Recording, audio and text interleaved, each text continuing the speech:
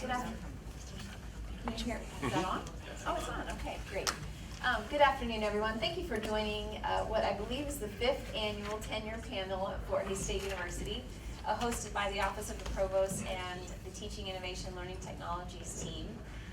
One couple quick announcements. There is a sign-in sheet, so we want to make sure you get signed in. If you haven't done so, please make sure you're getting signed in. And there also is a handout that might be helpful for you to have. And so if you don't have a handout, just raise your hand and we'll get one to you. We have some announcements at the end that we'll make as well. My name is Jill Armsdorf. I currently serve as the Provost and Vice President for Academic Affairs here at Fort Hays State University. I think the first thing I'd like to do is have each panelist introduce themselves and give maybe a 20-second overview of their tenure process at Fort Hays State University. So I'll start with that, and then we'll start with you and continue with you, Michelle, and then work our way down. So again, my name is Jill Armsdorf, and I've been at the university for 22 years. My tenure track process began after I completed my doctoral degree in 2009. And I went through what was a very traditional process. I think I was granted 1 year toward tenure, and so started in year 2 of that process and went through and turned in that physical notebook for 5 years and was granted tenure, I can't remember in what year, but 2015 or something like that. So, welcome.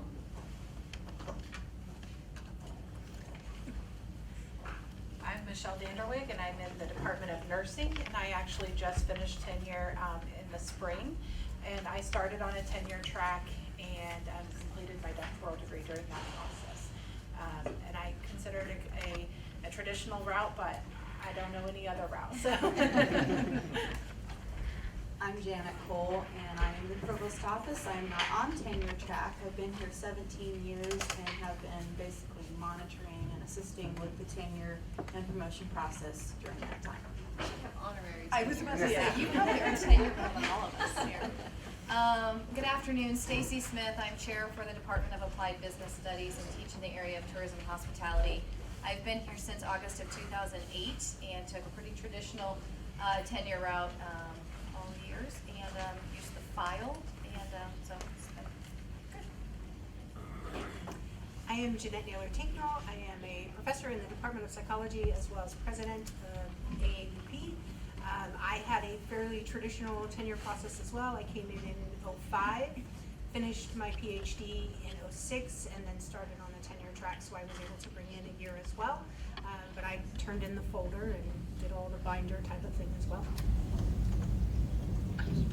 My name is Chris Yoakum, and I chair the Department of Teacher Education here. Just started my 8th school year, and I came in, I had already been promoted and tenured at a previous institution. So I came in, started in June, and was given a notebook and said, start already again. And so I went in on the traditional, or maybe the analog process of using the notebook, and then in my time as chair, we've been lucky and fortunate to have a good number of our people make it through the process.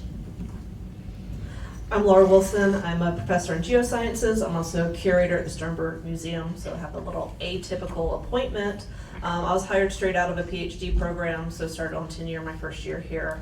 I actually ended up going up for tenure a year early and was granted that in 2017, I think it was. But other than that, kind of pretty straightforward.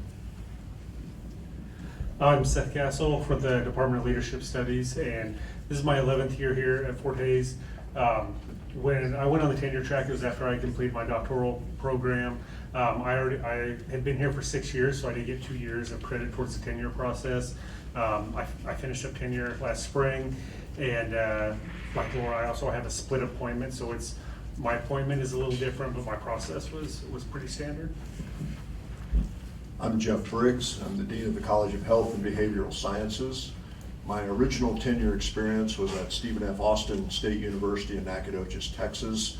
And the process is a very traditional path, but a much different process than we have here at Fort Hays State University. I came here in 1998 as a department chair and in an untenured status, but what brought 5 years of tenure with me, and so went through the tenure process then in my first year as a department chair. So I want to just provide a little bit more scope in terms of what this panel is about today and how we'll facilitate the panel and the conversation that follows. Each of the panelists have a section or two that they'll be sharing, and so the first thing I want to do, and I think it's perhaps on your agenda, I'll talk a little bit more about what the specific topics will be that we'll cover. The topic that we're covering today is the tenure process, not the promotion process or the merit process. Those are different at Fort Hays State University, although there's some overlap and similarities. There will most likely be a promotion panel in the spring. We've typically done a promotion panel every other year, and we did not do one last spring, so I think Nicole and I will work together to put that together for this coming spring. But this is focused specifically on tenure at Fort Hays State University. So we will discuss briefly definitions and department criteria. There will be a section that we discuss about the growth and development process as part of tenure. We'll talk about the process itself and the steps in that process. We'll talk specifically about Interfolio, our new ePortfolio system that many of you are using, and then just some overall tips. And then after those sections, we'll plan to open it up for conversation and questions from you in the audience. And we're hoping to provide about 45 minutes for questions, so we'll have lots of time for that Q&A. We thought it would be helpful for you to hear some statistics about tenure and the success of people in the tenure process at Fort Hays State University. And so one of the things that Janet Cole in our office does is keeps track of who's in the process, where are they in the process, and so I have 17 years worth of data in front of me, so those that began on the tenure track in 2001, we've had a 92% success rate in tenure at Fort Hays State University. So that means all of the faculty that have started on the process since 2001, 92% have been successful in earning tenure at Fort Hays State University. That's good. That's definitely an A average. We've had a few years where we've had folks not be successful at different levels of the process, but that was only 8% of the tenure track folks in the last 17 years. So I share that with you not to scare you, but to give you hope about the process, and we'll talk a little bit more about that development process in a few minutes. We have moved to electronic portfolios at Fort Hays State University. That was a transition that was just made last year. So if you're on your first or your second year in the tenure process, you were required to begin an electronic portfolio. If you were later in the process, you had the election.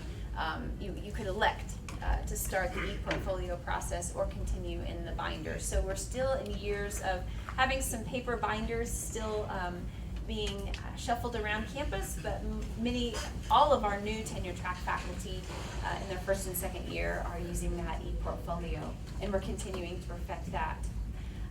We don't currently have, other than our Dean of Library Services, a faculty member yet in the library that's tenured. However, we do have faculty in the library that are on tenure track, and so while they're not represented in the panel, we do have the Dean of Library Services here if someone does have questions about tenure track for library faculty. So at this point, I'm going to turn the mic over to Seth and Jeff to talk first about definitions and department criteria. Oh, one other thing I missed one thing in my notes. If you do not have a copy of the MOA, it looks like Jeanette has a few paper copies here. There was a link shared with you in the invite to go to the MOA that is updated online. And for those of you that perhaps are not covered by the MOA, I think not everyone in the room is covered by the MOA. Those that are not covered by the MOA, the faculty handbook mirrors almost exactly what is in the MOA in terms of tenure process and criteria. So we can answer questions about that if you have them. Now I'll turn the mic over to Jeff and Seth to talk about definitions and criteria.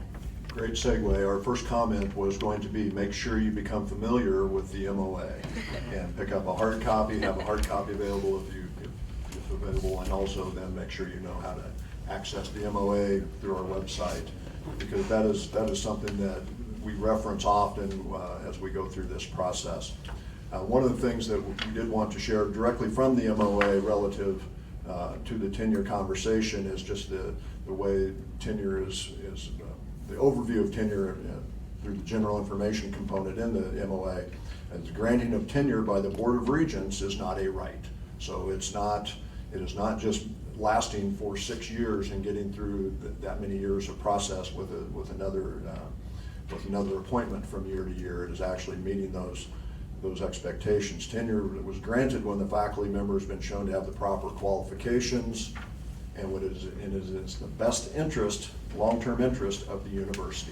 So that's on page 11 and 12 of the MOA. And then in the MOA, it goes on to what's really pertinent to our conversation today, and that is understanding your departmental criteria. I think the key piece, what you'll hear from many of the remarks today, is referencing back to those departmental criteria. And so the department or the unit will develop criteria, has to be developed and approved by the faculty, approved by the department chair, the dean, and the provost. And those criteria should be somewhat living documents in that they will continue to be modified and reflected upon, but you need to have a clear understanding of what your unit criteria are because they vary from unit to unit. Every unit has differentiated weighting among those criteria. There's a standardization among the teaching, scholarship, and service broadly, but as you get into the specifics, you have to understand how your unit recognizes the performance expectations in those 3 areas of teaching, scholarship, and service, which Seth will talk about here in a minute. So understanding your criteria, understanding your unit is job 1 for you in that regard. I'm talking about the Fort Hays State University process. Along with this, I consider it to be very intrusive, and I say that in the kindest of ways. It's a very intrusive process, it's layered, and it's progressive. I'd mentioned earlier that I went through the tenure process at another institution, a comparable state comprehensive university in Texas, and I went through the process in year 6. There was no year 1, 2, 3, 4, or 5. It was year 6. I put a notebook together. I don't know who made decisions. I think the dean did. I don't know what a dean was at that time, but we had annual performance review with the department chair, but there weren't the multiple layers that we have here, and what I would consider a very intrusive process, and what could be considered in the best of ways. In years 1 and 2, you're reviewed by a departmental committee, the department chair, and the dean. In years 3 and 4, we add a university or a college committee to that process, so department committee, department chair, college committee, and the dean. And then years 5 and 6, we add the university committee and the provost to those processes. So there are multiple levels of review beginning in year 1. And we're unique as an institution, not completely unique, but our peers have fewer touch points than we do. The benefit to the way we do it, a benefit is that there should be fewer surprises at the end of the process. By the time you get to year 6, a 92% success rate should not be a surprise because it's intrusive, it's progressive, and you have a cycle of feedback that's presented to you from year 1 through that process. Seth's going to talk about the teaching, scholarship, and service piece of that, and I'll pass it on to him. Thank you, Jeff. So I do want to talk about what is being looked for in regards to teaching, service, and scholarship. First of all, I want to echo what Jeff said. You'll hear me say many times that you need to know your MOA, you need to know your department criteria. None of the tenure process is meant to be elusive, right? Everything is black and white and lined out. And so if you're talking to your chair, knowing your department criteria, knowing your MOA, and doing what's in those documents, you should be fine. So we talked about teaching. Obviously, this is what's done in the classroom. When you look at the section of the folders, evidence and teaching excellence, I encourage everyone to get peer evaluations of teaching, so they should be done both in the classroom and online. If you are teaching online, you need to make sure that you're exploring how you can develop in both modalities. Advising, I know we have centralized advising now at Fort Hays, but I know some faculty are still doing advising. That actually still falls under the umbrella of instructional activity as opposed to service. So your advising evaluations will be something that you'll need to get if that is a part of your job. When looking at scholarship, know your department criteria. I think that for a lot of disciplines, the idea of scholarship is peer-reviewed journal articles and peer-reviewed conference presentations, but that's not what every discipline does. So Fort Hays uses the Boyer method of scholarship, and so you need to have those conversations with your chair and look at your department criteria, because it may be something different for you. And again, the steps should be all black and white, that you can see exactly what you're supposed to be doing. I would also really recommend that, as it relates to scholarship, that you start working on that early, because scholarship isn't a quick process. It takes some time to have journal articles published. I know I talked to a colleague of mine when he was going through the tenure process, and he was starting to get close to the end, and he's like, I lay awake at night thinking if I don't get something published, I'm not gonna have a job. And so it's like, that was something that really rung true to me, that, I went really hard on scholarship early in my process. And I mean, I met the standard early, I kept going, but it wasn't something that I had to stress out about. I found that very, very beneficial. As it comes to service can look a lot of different ways. Service to your discipline, to the department, college, university, community. Again, talk to your department chair. Service to your discipline. Interaction with professional organizations in your discipline is a good thing to look at. There are department committees, college committees, university committees. I really encourage people to go out and get involved. Serve on college committees, serve on university committees, because this will also help you when it comes time for you to be able to get your letters of evaluation from colleagues, because you're just exposed to a whole different group of people than you are just in your department. I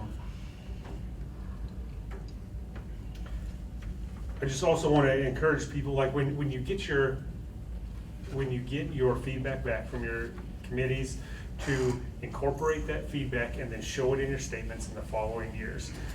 You need to keep artifacts, and so you're showing that you're actively developing in the direction that you're being told that you have deficiencies in, and that should be along the lines of what your department expects of you as well, which again should be laid out in your department criteria. So I think I'm going to stop there and I'll pick up the rest after the next section. Jeff, do you have anything else to add? Are we ready to move on? You can add something if you want. There were a few things on the list that were. Please, yeah. I'm just speaking to advising and mentoring as part of the faculty role.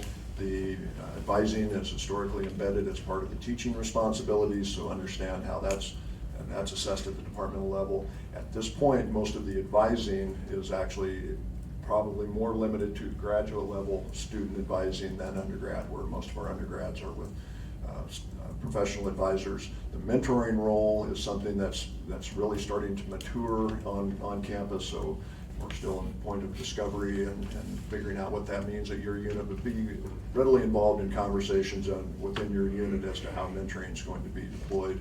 And as Seth mentioned, the case statement or the candidate statement is the critical piece for your file in aligning your patterns of behavior with your departmental criteria.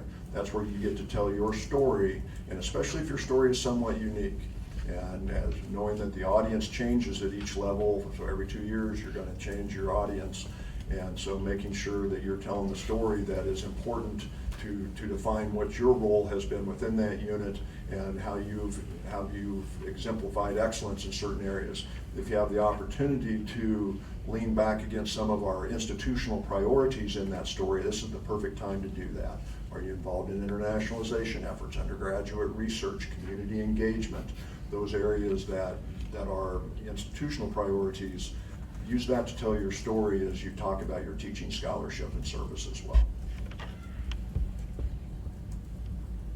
Okay, at this point, we'll move on to the next section, which I introduced earlier as growth and development. Because this process really is developmental. It should be developmental for you, And honestly, probably developmental for everyone that's reviewing your file as well, as we grow as an institution and develop as an institution. So I think this section is going to be led off by, is it you, Laura? No, Seth? Okay, all right, go for it, Seth. Thank you, Jill. I want to start by saying this really is a developmental process. Like, I remember when I went on the tenure track, Jill was my chair, and she told me, like, she explained this whole developmental process. I was like, oh geez, I just want to get through this. You know, I mean, that's honest, right? That's how I looked at it. And that's probably not the best way to look at it, because I'll tell you, if you do everything that's expected of you, you will become stronger as a faculty member, and you'll grow as an entire faculty member. So it's really important to view this in the light and for which it's meant to be. Jeff had talked about finding a mentor, and that's incredibly important. We have a great mentorship program at Fort Hays that's just kind of getting off the ground, but that's something you should do. There's value there, but it also doesn't have to be formal mentors. Talk to people that you know that have been through the tenure process. I know our first year on tenure, something that I felt like was so incredibly valuable to me is both Jill and Brett Whitaker gave me their folders, and I got to look at their statements, and so I could model mine after what they had done that had been successful. I had their whole file to look at, and that really helped me be successful a lot. I sought out people who had been in the process. Our department did it very well. I know Brent Gertzen walked me through a lot of what I needed to do to be successful in this. But be purposeful in seeking out both formal and informal mentors. Let's see. I think that's all I have. So I'm going to just spend a minute to talk about the growth aspect of growth as a faculty. And we're not necessarily talking about making sure you have more and more files in your folder every year, though that's something that some of us have a tendency to get stuck on. It's really about making a case and providing evidence for how you've developed as faculty. Use your candidate statement as a great place to make your case for growth, how you've advanced, and then also provide the evidence for it. That's a great place to refer to evidence for teaching improvement, things that you've put into your classes or your research, your service work, and then also taking the time to reflect of what the results of that have been, and if they've been successful, how that's helped you develop, and if they haven't been as successful, you can still get a lot out of that. You can reference other sections at that point, and so the MOA and the way that the files are set up gives you lots of areas to reflect on your teaching and what you've done, to make comments regarding how student evaluations have gone, and what that means and how that's led to changes in the classroom, as well as to explain the importance or the impact of your research. I think Jeff mentioned that you have different levels of people that are reviewing your file, and so at some point, once you get past year 2, you have people outside of your discipline that are going to be evaluating your file, and they probably aren't going to know the nitty-gritties of your scholarship. So taking the opportunity to talk about impact of that. And finally, kind of some of the maybe more low-hanging fruit is that as you go through the evaluation, each review panel of your file will hopefully provide critical feedback of how you can continue to grow. Some of it's going to be file organization, but some of it's going to be how you can get involved in more service work, maybe if that's seen as something where you aren't doing as much service work as you are scholarship or teaching, places that you could go to improve and facilitate changes in the classroom. And those are always really important to address in your next year's letter, that you're getting feedback, you're listening to it, and you're figuring out how to incorporate it. But it really is all about making a case, explaining yourself, and then using the rest of the file to provide evidence of what you've done. I think just to add to what my colleagues have said here from a chair perspective, the one thing we've met, and I think it is important to convey, especially if you're early on the track, is this is truly a developmental growth process. I tell folks when I hire them, I would not hire you if we did not have full confidence that you can do this. I've been lucky in my time here. I think in my experience, we've had north of 92% of our people. and probably in the College of Ed for that matter. So the two things, and Seth mentioned this, that I like to tell people is have that creative tension, meaning it shouldn't keep you up at night, but maybe once a day, once a week, always just, hey, am I doing enough? Do I need to maybe save that file? Should I work on this? Because while we have a great process, as Jeff said, some places just wait 6 years. I like our process. Every year we do something to help you. At the same time, you need to make sure that you're in the back of your mind saying, am I doing enough? And then also, as Seth said, is create momentum early. Maybe some of your departments have different philosophy, but in my opinion, don't wait to try to shoot for that top tier journal or whatever the top tier of research is or scholarly productivity. And so creative tension, momentum, and yes, as a chair, we've all been there, talk to your chair, know your guidelines. One thing that I tell people is I follow the guidelines. And so as long as you make your case. Also, I told you at a previous institution, it was Nebraska Kearney, I was tenured in the now defunct College of Fine Arts and Humanities. And I was a teacher education person, and I was somewhat of an anomaly because I had people reviewing my files that were maybe world-class cellists, Shakespearean literature, etc. And I was some teacher education person, but what it taught me is tell your story in a way that makes sense to somebody that's not an expert in your field, but understands what quality research, teaching, and service looks like from the 30,000 foot level. Anything else?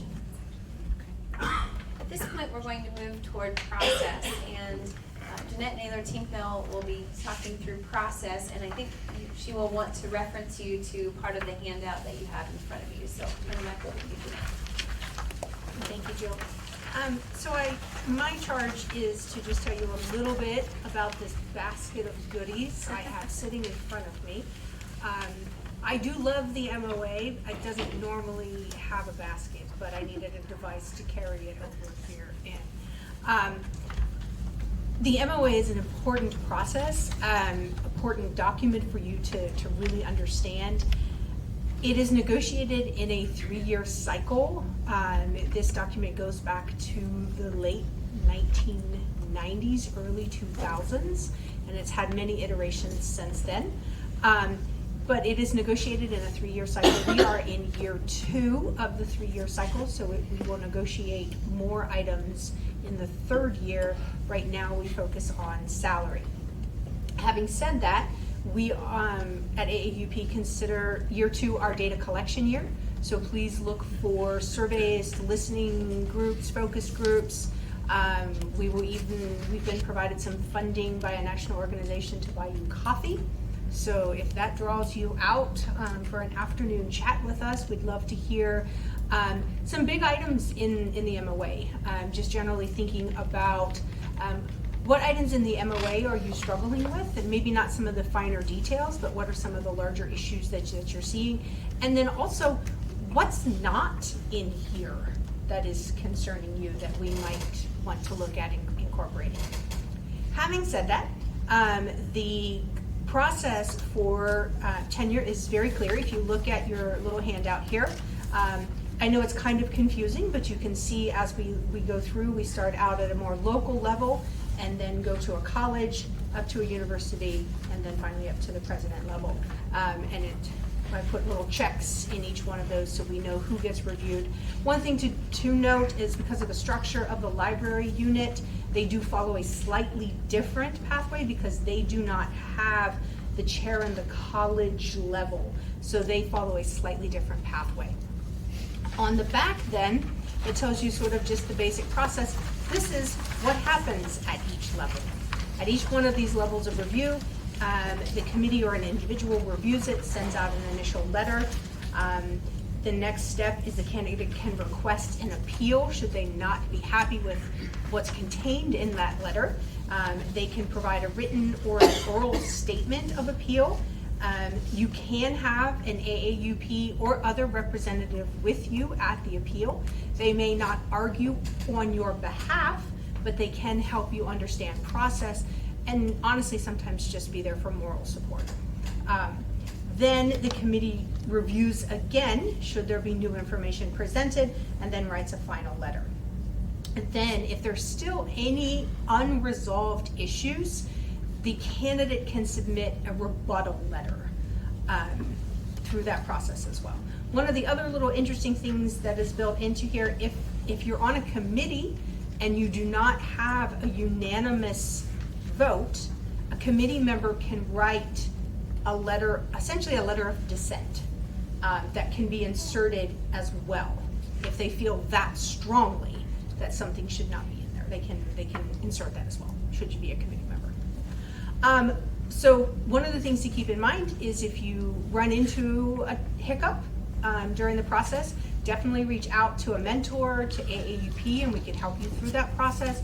We can help you with appeals, a mentor could help you with appeals, kind of explain what happens. But definitely contact us early because we can be most effective, we or your mentor can be most effective early on in that process. There is, as pointed out, a distinction between tenure and promotion. They do follow different pathways, they do follow different timelines. So keep that in mind. It looks like the last item on my agenda that I'm to talk about is early tenure. Early tenure is a possibility, but make sure that your department criteria do address what counts as early tenure. If you're qualified for early tenure, if your department even allows, or colleges even allow early tenure, those should be outlined in your departmental criteria. So again, I think as we've heard multiple times, know your criteria and know your MOA, and reach out to help us if you need us. Yes, yeah, that's a great point. So before, a couple years ago, we didn't really have guidelines for early tenure. There were people who were getting early tenure, and then from certain colleges and other colleges said no, or some departments said yes and some departments said no. And there really wasn't an understanding of what qualified as early tenure, how early, how those types of things.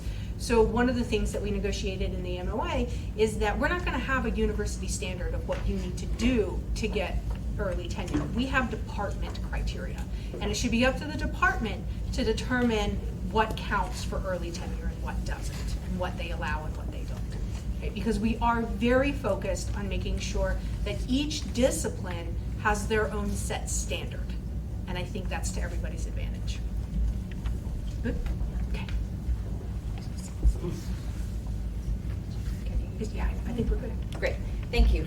To that point about early tenure, I think it's important if you're serving on a committee, a review committee, that you also pay attention to the department criteria and the MOA or the faculty handbook if the individual is not covered by the MOA. So that's critical both as a faculty member going through the process, but also as a committee member as well. So I mentioned, and most of you in the room are most likely submitting an e-portfolio or a digital portfolio for your tenure file and perhaps for your promotion file as well. This is a process that evolved over a number of years, but last year was the first deployment of Interfolio as our e-portfolio system at the university for tenure and promotion. And so Janet Cole is going to share a little bit more of an overview of that software or that platform. And then Michelle is actually, I think, the only one on the panel that has actually used it as a user. Some of us have used it as reviewers, but Michelle actually submitted her promotion file last year using Interfolio. And so she's going to share about just her experience in the system, knowing that this process is a little different for promotion. The Interfolio system is relatively the same. So I'm going to turn the mic over to you first, Janet. Is that right?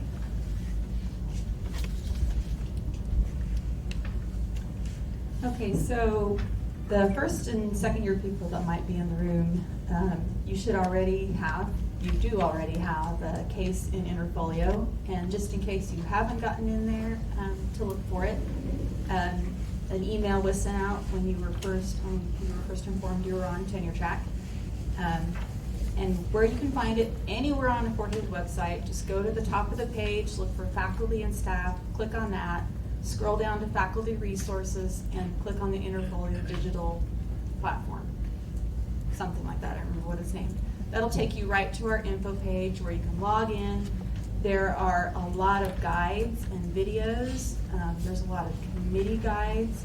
and there's a lot of FAQs that have, over the last 2 years, we've added. Every time somebody calls, I'm not quite sure what this is, we add it to the FAQ. I recommend you go through all of that information, take an hour a day or a few days and review it. You have what's called, there's 2 areas of the interfolio, of your interfolio access. Your dossier is your personal area where you can throw whatever documents you want in there. You can click on a purple guidelines button and find the template for the year that you're under review and save that and use that to build a collection of materials. Now, if you haven't been in there yet, this is probably a lot of Greek to you, but once you get in there and look at it and go through the guides and the how-tos, it'll make a lot more sense. It's kind of like building a piece of furniture. If you do it without directions, it's not going to make sense. But if you kind of look at the directions, it's fairly, I think, simple to click through and find things once you've gone through there. So the dossier is your personal side. I can't see that. Nobody else at the university can see that. However, you can share items from there and send it to a colleague. Look at my collection. Do I have enough things in here to fill up my service area? But the other side is when you click on your name, it'll have either dossier or Fort Hays State University. You click on the Fort Hays State University side to see your case. And think of a case as the whole thing. It's the binder that contains the packet where you put your information, and then your reviewers will add information to it as well. So it'll be under My Packets, I think is what it's called. You can go in and look at that, and it'll have different areas. Look at the instructions, the candidate information guide. So it's a lot about going, just looking at the directions. The packet sections are pulled directly from the MOA. They're the same wording, the same order. If you have any questions about what needs to be in there, that's for your chair. Contact your chair. If you call me, I'll just tell you to call your chair. I do have my own MOA, but I don't have your department guidelines to help you with that. And then if you want to, if it's a weekend and you're like, I'm not sure how this works, and you aren't finding it in the guides, under your name on the drop-down menu, dossier, Fort Hays State University, and at the bottom is product help, and Interfolio has a ton of information. Go to that page and you can just type in a search for guidelines or packet or review letters, and you can find some information there. I might have a few more tips, but that gives you the basic how to get there and look around. And now I'll pass it to Michelle, and she can tell you how it went for her. So as Jill mentioned, I did my promotion through the Interfolio, but I was a little nervous to take on both my final year of tenure and promotion. So that's why I only did promotion. But I can tell you within about an hour, I was like, oh, I wonder if Janet would open an Interfolio for me for that tenure. It is so much easier. I found it so much easier. I know that sometimes we can think that technology might slow us down, but the program is very, very intuitive, and there are a lot of help items. I didn't find that I needed a lot of those because it is an intuitive system, and everything is lined out just as the folder would have been. So I hope that alleviates any fears for anyone who hasn't started that process yet. Some of the things that I can say to help you, or I hope that you find them helpful, would be as you're collecting documents, just as Seth mentioned, to start your research early and to start all of these other things early, start this process early. So probably a lot of us were given the advice, just have a folder on your desktop, have a folder in your email, move anything that could be in your tenure folder later to those folders. But now we have that option to go ahead and put them in your dossier. And so rather than wait until August 20th to do that, or November for those earlier, start that process early. Take some time once a month and upload those items to your dossier and name them well. Probably the biggest thing, and now I've served as a reviewer as well as someone that used it as a user, what you letter might make sense to you today, but 6 months from now, letter isn't going to tell you anything about that. So be a little bit more specific to help you, and ultimately it also helps us as reviewers. So I would encourage you to put dates. I would encourage you to put maybe student letter or colleague letter. And so that would be my biggest advice, is start early and name things well. In addition, I've heard, I didn't experience this, and it might be because I'm a little bit anxious and I start things a little bit maybe too early sometimes. But sometimes during the day, the speed of the program can be a little bit slower. So don't let that disappoint you, or don't let that make you frustrated. Just know that if you start earlier, that will be less of a challenge for you. And typically during these really busy times when everyone's working on their folders, that can make it a little bit slower. I know that there was, this year what I heard through the department was when we had some of the trouble with logins, that did affect the Interfolio system for a brief amount of time. But there again, if you work ahead, when I was discussing with Janet what we would talk about, she's like, I think you just keep saying work ahead, work ahead. That is my advice. Those are my words. So just be able to plan for those and be able to go back and review that. It's much easier to be reviewing your folder as you get ready for that deadline than to be starting your folder. Use your preview button. So again, if you haven't gotten into this, that might not make a lot of sense, but as you're preparing your folder, or your case, I think it's called now, packet, it's still a binder to me.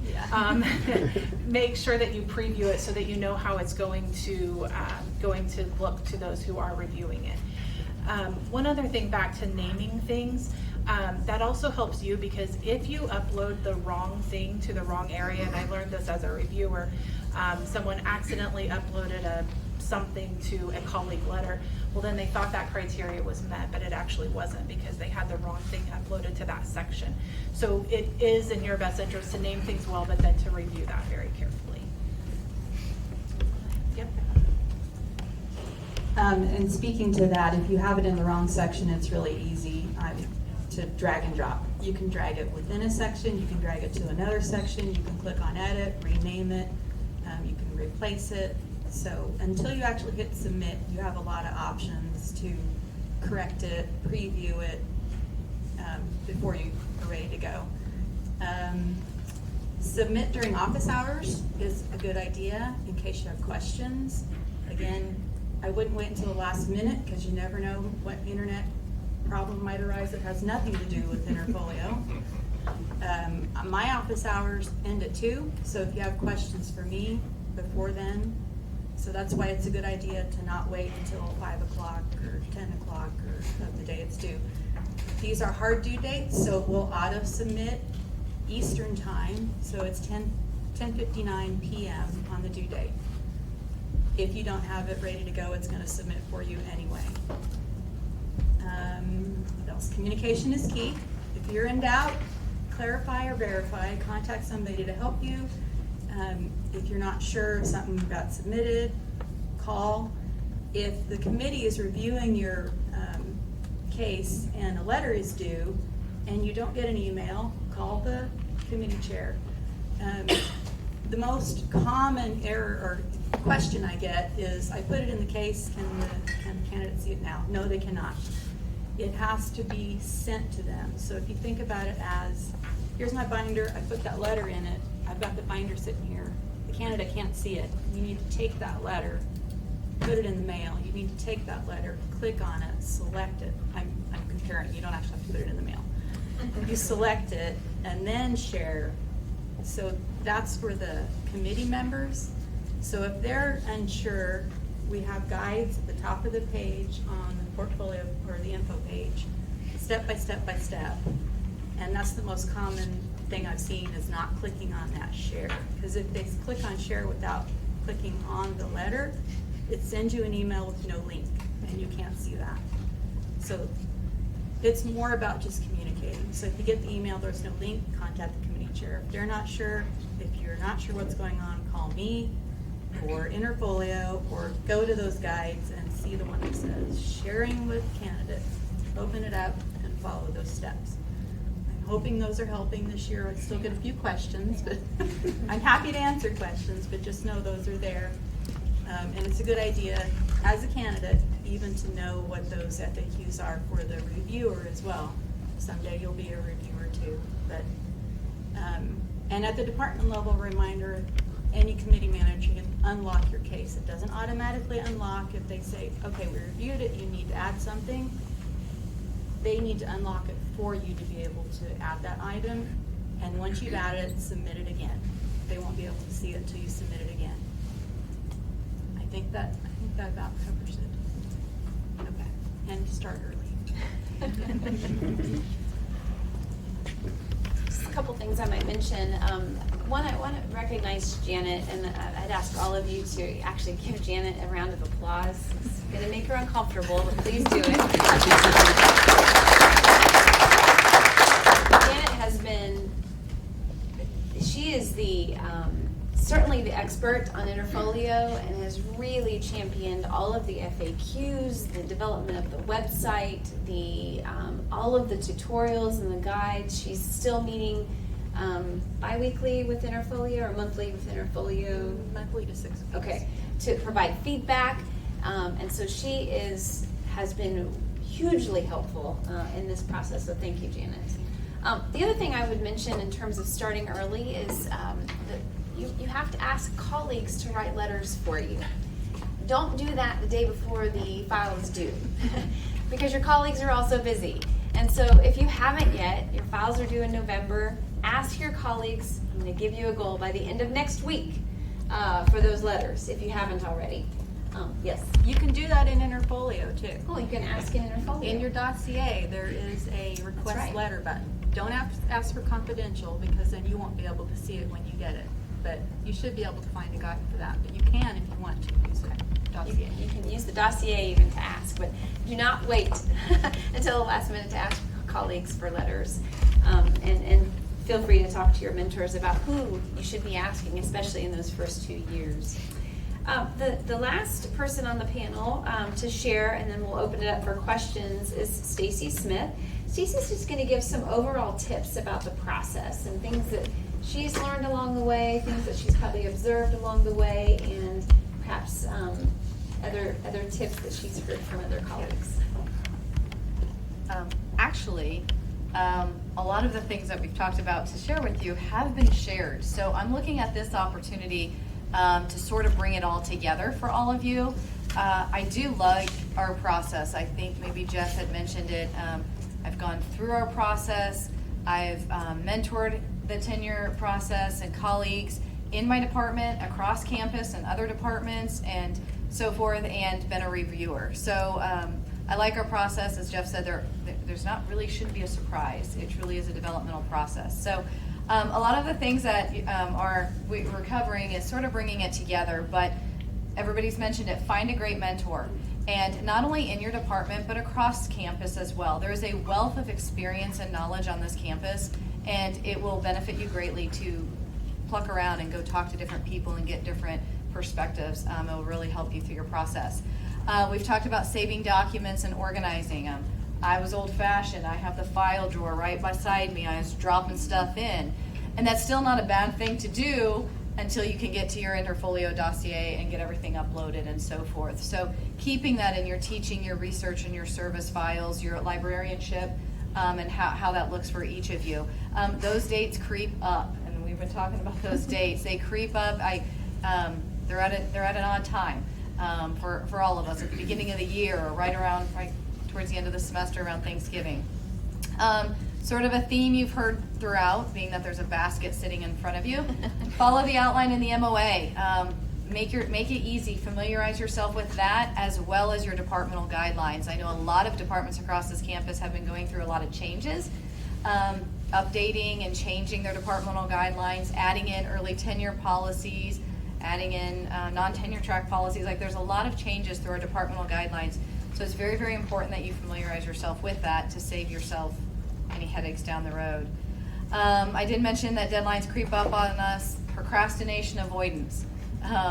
We've all mentioned it here. Don't start August 21st. Don't start November 10th. You won't get it done, or you're gonna miss a lot of things. Ask for reference letters and plenty of time. People wanna write letters for you. They wanna do a good job, but if you don't give them enough time to do that, then it's not fair to you and it's not fair to them. They wanna do a good job, so give them plenty of time and then follow up with them. I know people who ask me letters months and months and months in advance, and I'm like, yeah, I've got plenty of time to do that.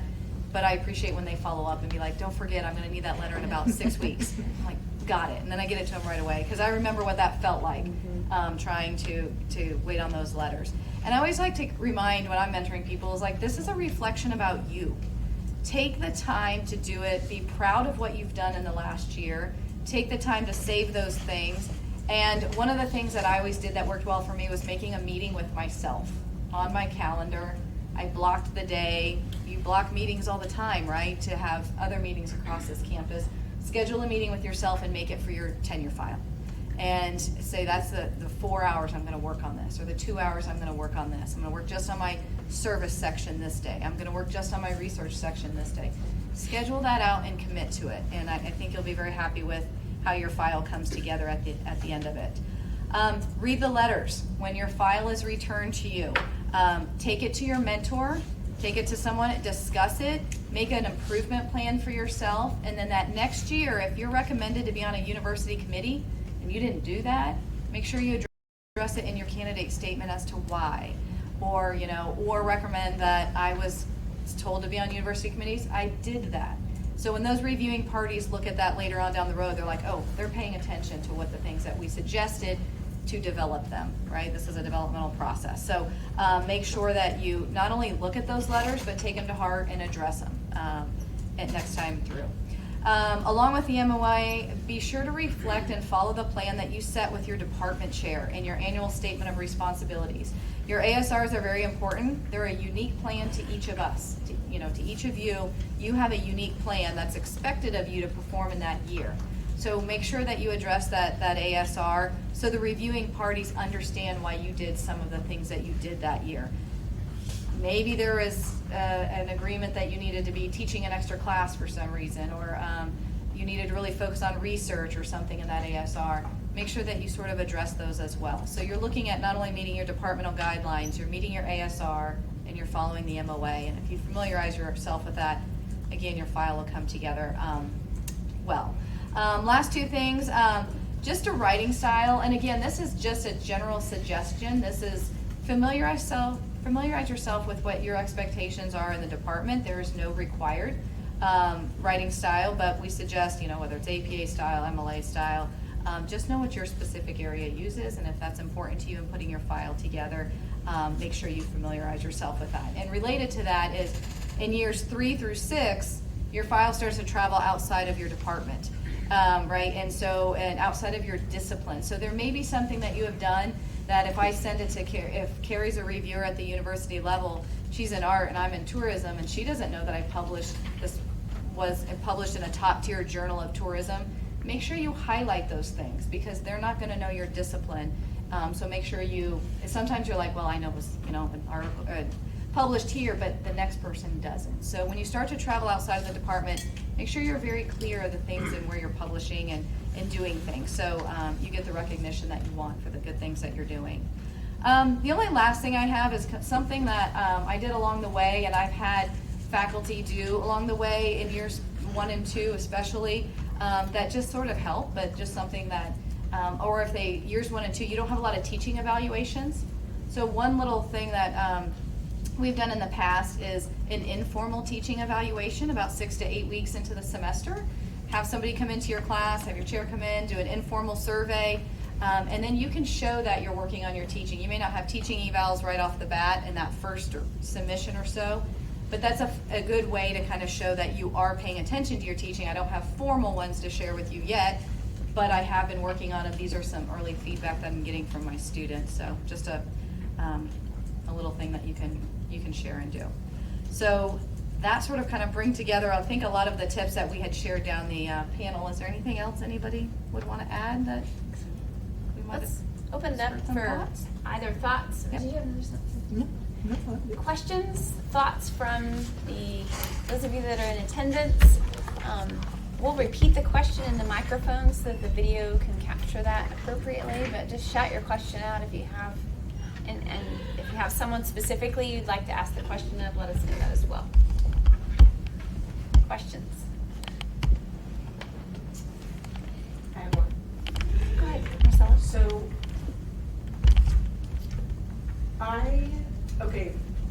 because I've been here for 20 years, exactly 2 days, what do I start with? Does this make sense, what I'm asking? Where do I begin? At the beginning in 2002 and keep all of input, everything in there? That's what I'm looking for, is I don't know where to start in terms of all of the things that I have over that time. So, and I'm coming in with a year in, so if you could give any assistance, guidance with that, I would appreciate it. Okay. So the question is, having significant experience already at the institution, but just new to tenure track, what do you include in the file? Really not anything that specifies in the file. No. That's a question we get often. Yeah. How do you answer that question? I was like, Nice move, Jill. way to go. No, I turn it back to talking with their department chair about what bringing in a year means in your department. It can be interpreted that several years get collapsed into a year. Some departments say it's the year prior.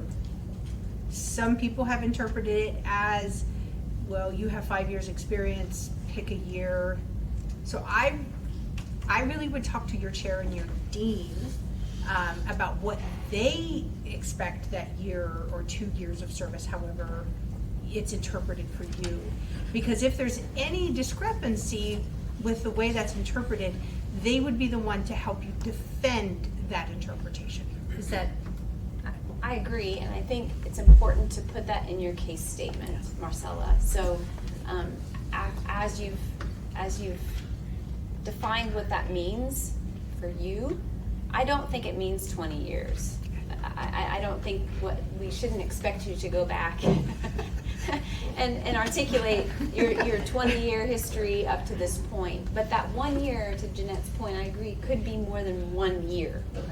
And so talking to your program coordinator who would have helped oversee the criteria, as well as your chair and your dean, to help define that for you, and then make sure it's clear in your case statement so that when it leaves the department review, that it's clear to the college and to the university committees in years down the road. Any other perspective on that?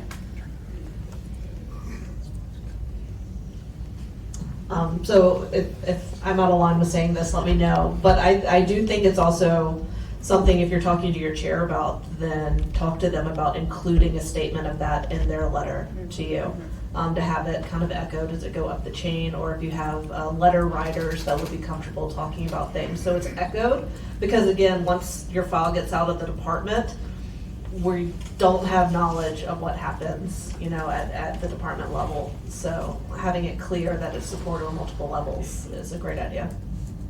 That 20 years could also all go in your VITA. Right. So that Yes. 20 years would be incorporated into your VITA, but it may not be included, say, in the candidate statements or in the section heads or something like that. That would only be that predetermined year. So on that, for those people that are gonna start the tenure track and they've been here a while, is that a case-by-case situation then? Like if someone's been here 20 years versus someone who's been here 5 years and is just starting on the tenure track? I would say so. I think it's a little nuanced. I mean, this Yeah. is an example of how the process, even though it's fairly black and white, Yeah. still is very nuanced. And we don't have to have that in a policy somewhere.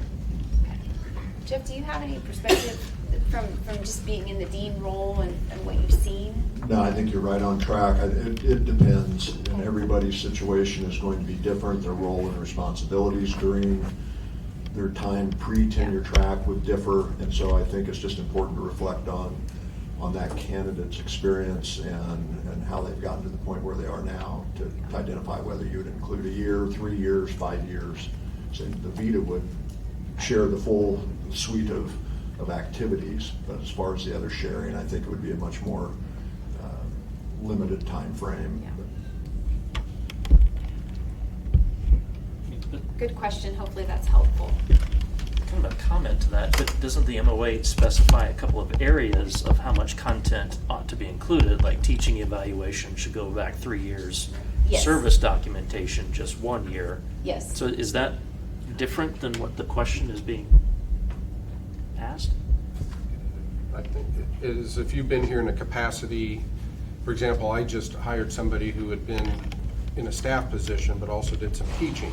And he asked me, well, I have evals, student evals, but do I necessarily have to use them? And our conversation was, well, in terms of the tenure track, it's no different than if we just hired you from across the country and this is the first time you've ever worked with us.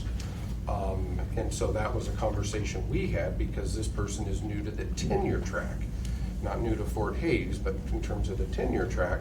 And so as a chair, I also not caution people, but I know it's like Seth said, he was really anxious, and I get that.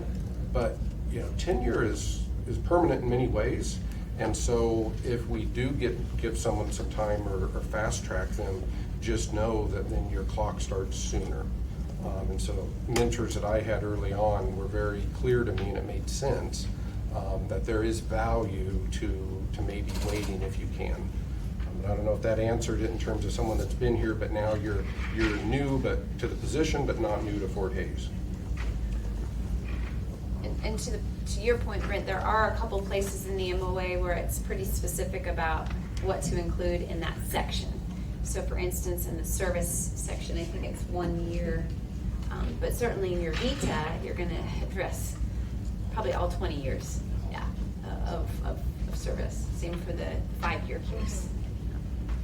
And the same concern exists for someone who comes to us with a year or two toward tenure from another institution, and to try and determine what best defines their profile.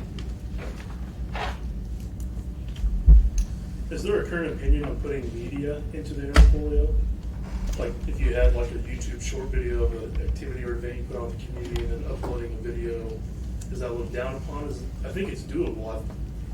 So the question is, can you put media in the Interfolio system, and maybe can you do it, but also is it favorable to do it? Is that a fair way to ask the question? Yeah, I mean, you want everything just kind of black and white versus a video. It's possible. Yeah,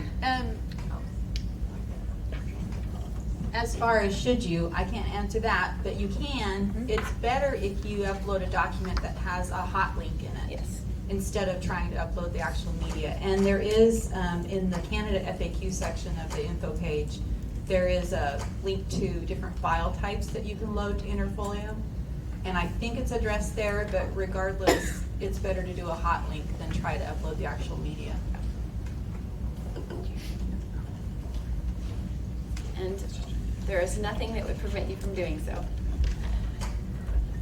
And unless your department criteria specifically states, do not post videos. I will. Do they? No, I'm all for it.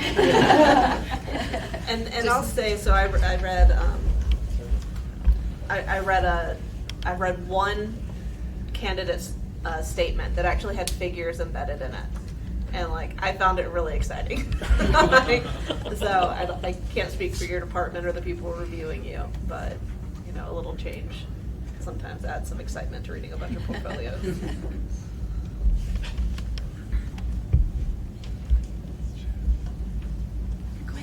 How much of the Interfolio goes year to year? So like the packet, does it appear on year 2, 3, and 4? So the question is how much in Interfolio moves from year to year? Janet, can I pass the mic to you to talk about that? Okay. So the packet you submit this year, it is closed. You still have access to it. You need to start, I'll start a new case for you next year, but your packet is there and you can pull directly from it to put it in your new packet. Does that make sense? Okay. And you can also still work in your dossier. Yeah. That's still full. And like when you get the recommendation letters, when that link is sent to you, it gives you an option to save to your dossier. I recommend you do that always, because then you know you have it in your dossier, especially if it's named correctly. This is where it's really important that reviewers name it with the level, the year, the initial or final, and your name. So you already have that there. But if not, you can rename it when you save it to your dossier.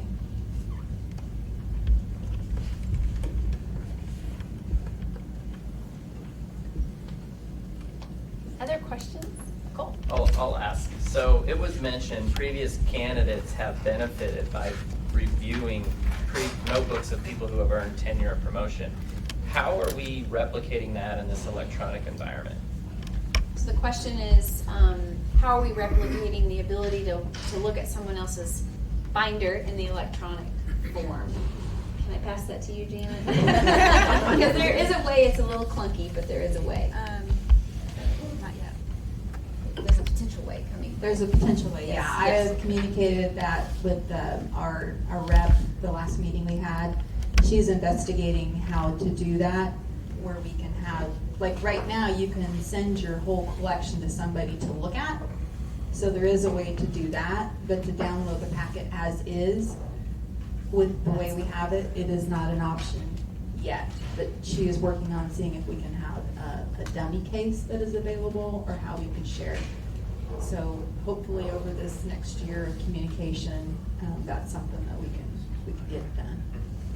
And The there's still the plenty of- documents themselves can be shared. Sure. I mean, there's still plenty of paper notebooks out there, but eventually those will start to disappear and won't be relevant. And of course, we can share individual documents that we've uploaded, but that can get messy too. Yes. So. But And you that, can share whole collections, so like a whole collection that you have in your packet. yeah.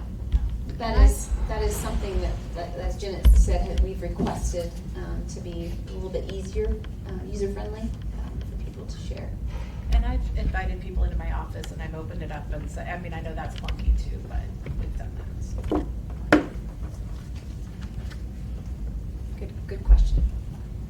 Was there a question back here, perhaps? No? Okay. Other questions or other comments from those of you that are here attending?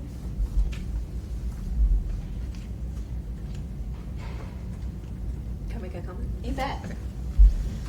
One of the things when it comes to letter writers, I don't think that was something we actually hit too much.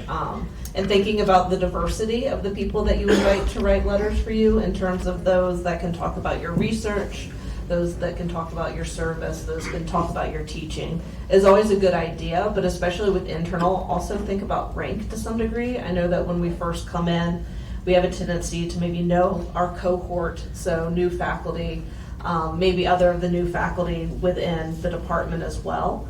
So think about whether you have people at the associate rank versus assistant rank versus the full rank giving letters.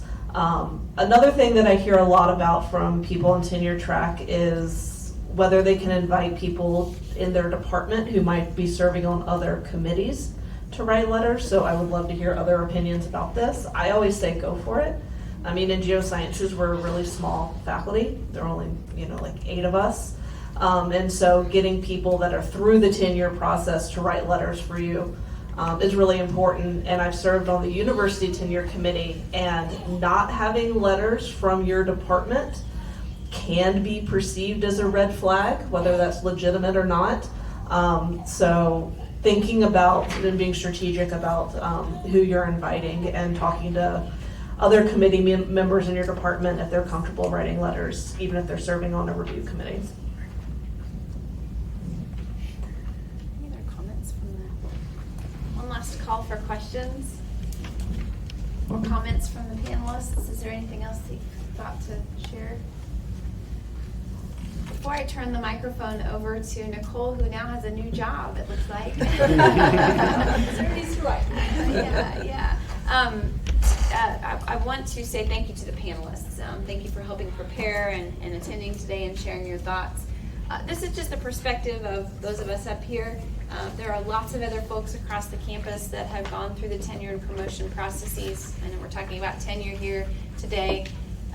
Ask questions, visit with your department chair, visit with other chairs, visit with others that have been part of the review process so that you're best prepared as possible to be developed and grow through this process. At this time, I'd like to give Nicole an opportunity, if that's okay. I can take the mic over to her if that's easier, to share a little bit about what's going to happen in terms of follow-up from this event today.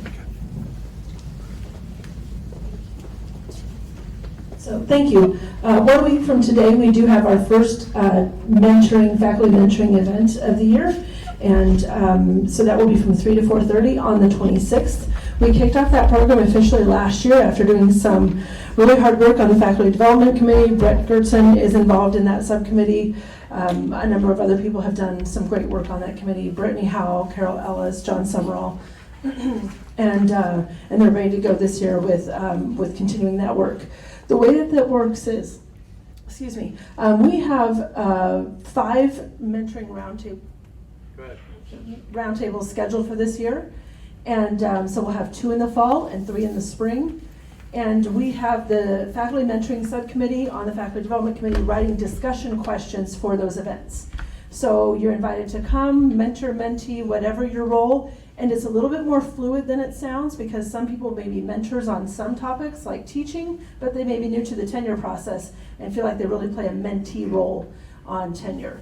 So it's not a hard and fast thing. You can choose between being paired with a mentor in an official kind of mentoring relationship, or you can just come and do what we call pod mentoring, which basically just means sitting around a table with a combination of more and less experienced faculty members and having conversations. So far, that subcommittee has written 5 sets of discussion questions. They include tenure, promotion, scholarly activity, and then 2 teaching topics. They'll continue their work this year and address information literacy and some other topics. So I did bring copies of those discussion questions in case anyone would like to take those now, either to have them in advance of the mentoring event next week, or if you are unable to attend and you would like to take the discussion questions and meet on your own with a mentor or mentee, feel free to take these questions. They're also written from both viewpoints. So they were careful to write questions from the mentee viewpoint and from the mentor viewpoint, both. And then, of course, my last question that I always tack on, it's part of my job. Please do complete the survey that I will send you after this. I know, it's like a hashtag at this point, complete the survey. We use those in everything. We report them up the line for strategic planning, both participation and your scores for relevance and applicability and so on for all of our events. And then we use them in future planning. This panel right here got together and planned this event, and they looked at the scores for the fall 22 and the fall 2021 events and when making decisions about how to do this today. So I don't have anything else. I'll get back to you. However much is working. Thank you. Any final questions or comments? Okay, thank you all for being here today. Have a great rest of your afternoon and week. And best of luck in this process, wherever that is, whether you're a reviewer or a candidate in the process. Thanks for being here today.